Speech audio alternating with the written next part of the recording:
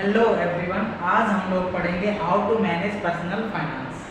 ठीक है, आज हम लोग बात करने वाले हैं कि पर्सनल फाइनेंस को किस तरीके से हमें मैनेज करना चाहिए ताकि हमारा जो एक्सपेंस है और सेविंग है वो इक्वल हो, आप सेविंग ज़्यादा से ज़्यादा कर सको। तो how to manage personal finance, how to manage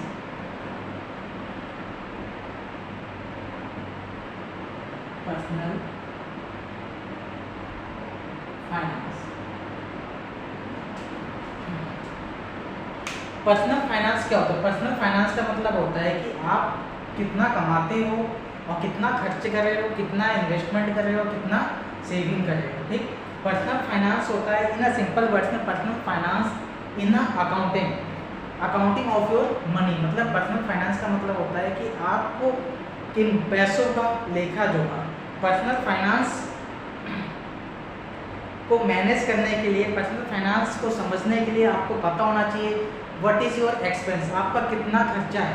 ठीक, नेक्स्ट आता है what are the needless expenditure, आपके अननेसेसरी खर्चे कितने हैं। एक होता है फिक्स्ड एक्सपेंडिचर, एक होता है वेरिएबल एक्सपेंडिचर। फिक्स्ड एक्सपेंडिचर का मतलब होता है कि आपको पता है कि ये खर्चे होने ही होने हैं, और एक होता है अननेसेसरी खर्चे, तो आपको वो पता होना चाहिए कि what are the needless expenditure. Next आता है what are the needless expenditure, how much are your saving, आप कितना सेविंग करना चाहते हैं। How much are your saving, आप कितना सेविंग करते हैं। What are your future goal, आपका फ्यूचर गोल क्या है। What are your future goal, आपका फ्यूचर गोल क्या है। वेयर आर यू इन्वेस्टिंग, आप कहाँ पर इन्वेस्टमेंट करते हैं। तो आप पर्सनल फाइनेंस मैनेज को समझने के लिए, मैनेजमेंट करने के लिए आपको ये सारी चीज़ें पता होना चाहिए कि आपका खर्चा कितना है, आप कितना महीने में खर्च करते हो, आपका इन्वेस्टमेंट कितना है, आपका फ्यूचर गोल क्या है, और आपका नीडलेस एक्सपेंडिचर कितना है। ठीक है, आपका ये सब चीज़ें पता होना चाहिए। सेकंड होता है असेट्स। पर्सनल फाइनेंस को मैनेज करने के लिए आपको असेट्स जानना इंपॉर्टेंस कि असेट्स क्या होता है। असेट्स का मतलब होता है संपत्ति। असेट्स का मतलब होता है संपत्ति, कि आपके पास कितनी संपत्ति है। ठीक है, there are goods and services which can be measured in monetary terms. ठीक, जो भी संपत्ति या असेट्स उसे कहते हैं जो भी आपके पास संपत्ति है जिसको हम पैसों में कन्वर्ट कर सकते हैं। ठीक, assets help you to increase a revenue and profit. Assets आपको मदद करता है, इंक्रीज करता है रेवेन्यू को बढ़ाने में और प्रॉफिट को बढ़ाने में। असेट्स जो है 2 टाइप्स के होते हैं। कितने प्रकार के होते हैं? असेट्स हमेशा 2 टाइप्स के होते हैं। फिक्स्ड असेट्स होता है। ठीक, फिक्स्ड असेट्स का मतलब होता है वो असेट्स जो लॉन्ग टर्म असेट्स होता है। लॉन्ग टर्म का मतलब होता है लंबे समय के अंतराल में आपको प्रॉफिट देता है। कोई भी संपत्ति, ठीक, कोई भी इन्वेस्टमेंट कर रहे हो आप फिक्स्ड असेट्स में, तो लंबे समय बाद आपको वहाँ से क्या मिलेगा? प्रॉफिट मिलेगा।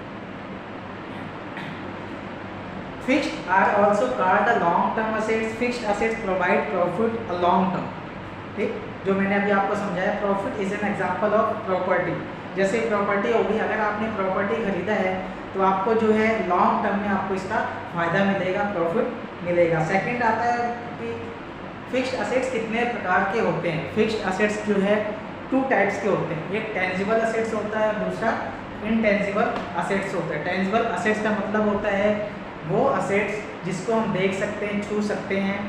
जैसे कि फॉर एग्जांपल प्रॉपर्टी हो गया, आपका कैश हो गया, लैंड एंड बिल्डिंग होगी, स्टॉक हो गया, इन्वेंट्री होगी।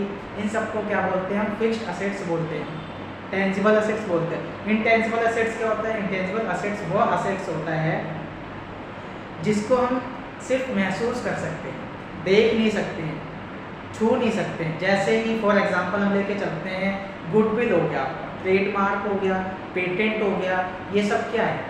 ये सब जो है इनटेंजिबल असेट्स है। इनको हम देख नहीं सकते, इनको हम छू नहीं सकते, सिर्फ हम क्या कर सकते हैं? फील कर सकते हैं, महसूस कर सकते हैं। आगे हमारे पास आता है current assets.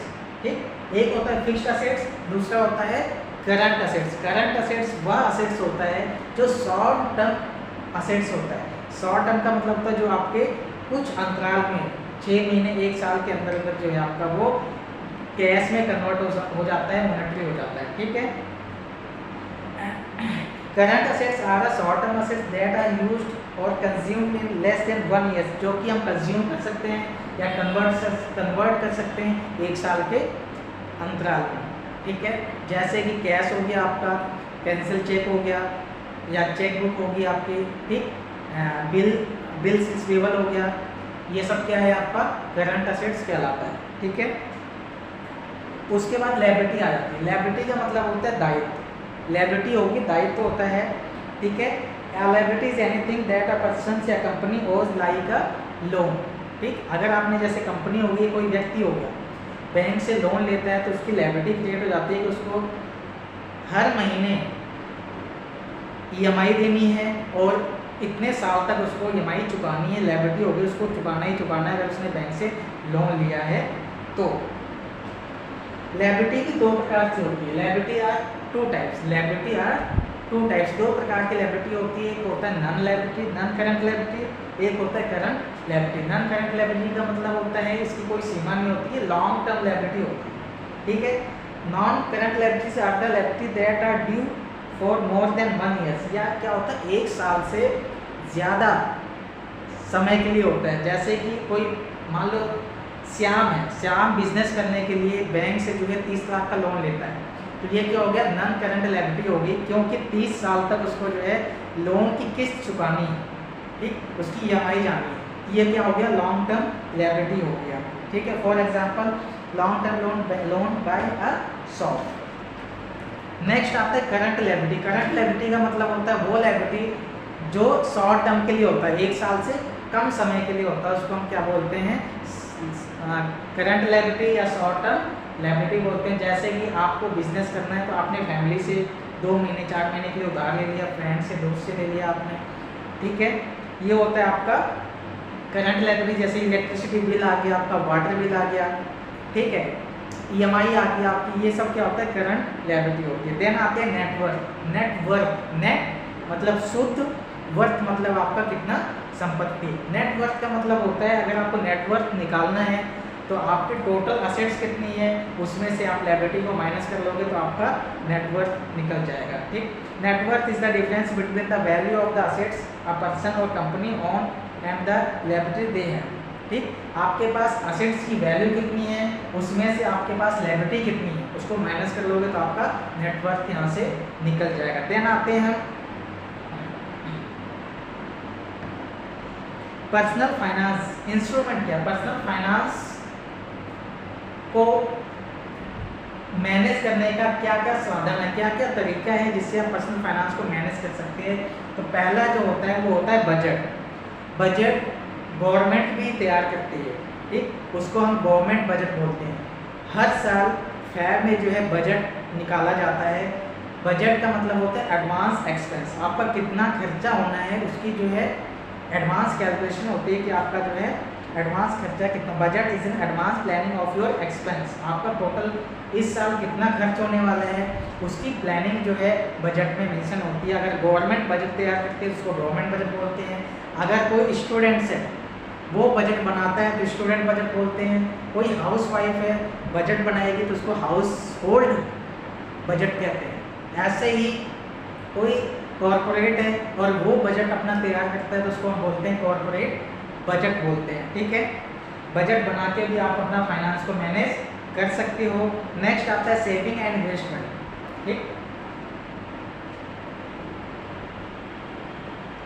Saving and investment, you should not only save money but also invest eight in right place. अगर आपको फाइनेंशियल की समझ है, फाइनेंशियल मैनेजमेंट करना आपको आता है तो आप सही जगह आप सिर्फ पैसों को सेव नहीं करोगे, जबकि सही जगह सही प्लेटफॉर्म पे आप पैसों को सेव करोगे जहाँ से आपका रिटर्न ऑन इन्वेस्टमेंट अच्छा है, ROI आपको अच्छा मिले, इंटरेस्ट रेट ऑफ अच्छा मिले।